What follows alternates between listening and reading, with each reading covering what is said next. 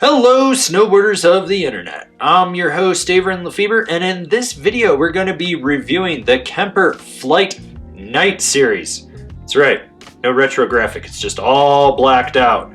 This board features Kemper's rocker camber profile. So you got reverse camber between the feet, camber underfoot. That's going to make it playful at the midsection, but a little more stable and snappy underfoot. This board is available in 3 sizes, 154, 157, and 157 wide. I rode this board at Copper Mountain on a bluebird sunny day with colder temps and pockets of very deep snow. There was perfect corduroy on the runs, but if you knew where to go, it was waist deep or deeper. And I rode it with my Rome black label bindings and my K2 Thraxis boots. It's a directional twin, so you do have a slightly softer nose than the tail. Stiffer section in the middle, obviously, with a lot of torsional flex. Overall, it's a middle-of-the-road flex. You do get some chatter out in the tip and the tail. Doesn't really resonate much underfoot. You get a little bit in there. In rutted out terrain, this board will plow through most things. You get that flap out in the nose. Doesn't get washed out or bucked around aggressively. I mean, if you're like in a really rutted out terrain, you might get bucked around, but overall, you don't get bucked around too much. Because of the camber profile on this board, it's very easy to engage to get it to snap. I mean, you can be domineering with it, and you're gonna get a ton of snap, or you can be laid back, and you're still gonna get a ton of snap. This board has a lot of pop. It turns rollers into launch ramps. Now, when you get into the jump section of the park, and you're just like, hitting everything, it boosts. Small, medium, large, doesn't really matter. It's gonna do whatever you want. Large stuff, the flex might be a little too soft if you come down really hard into the transition and you like woo out. But otherwise, I think it would handle just about anything in the park. I mean, I don't really hit anything above like 15, 20 feet max anymore. 20 is really pushing it.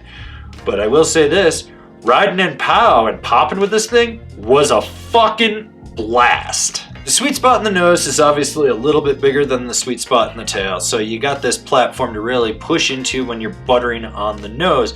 What I like is this resi tip on the top.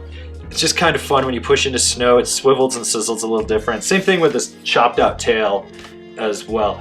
It's a board that you can butter with, and it's really fun to butter and pow. So if you get a chance, butter and pow with it. Now, when it comes to jibbing, speed is kind of your friend with this board. Yes, it'll lock into nose and tail presses, but I found that having a little bit of speed just made it that much better.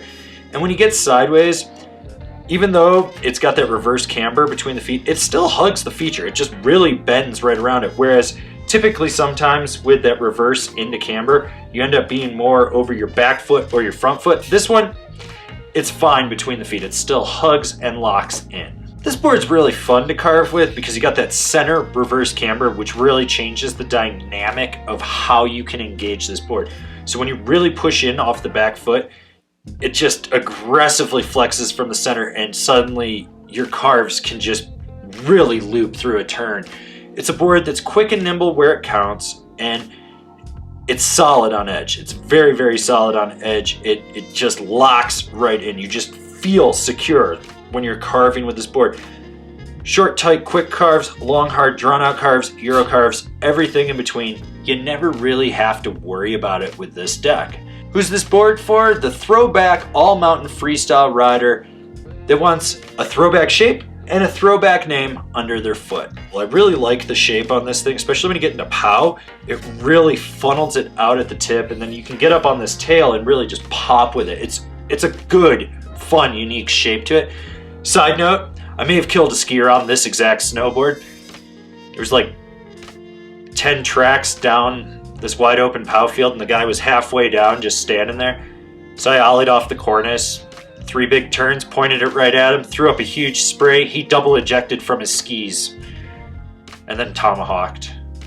And by the time I hit the chairlift and was like 3 towers up, he was picking himself up. So this board sprays really well. It doesn't really have anything to do with this review at all. I just thought I'd share that with you because someone will find that unique. But overall, great board.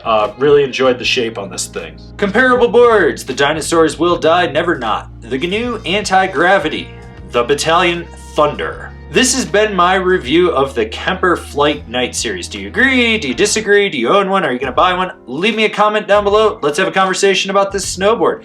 If you're new here, remember to subscribe, click the bell, get those notifications. That way you're not missing any of the videos we got coming out for all you snowboarders of the internet. And if you really want to support us and you just want to see us grow out what we're doing over here, swing on over to Angry Snowboarder VIP. I could tell you more here, but I got a video over there that explains it so much better. As always, I've been your host, Avran LeFeber, and I'll see you in another video.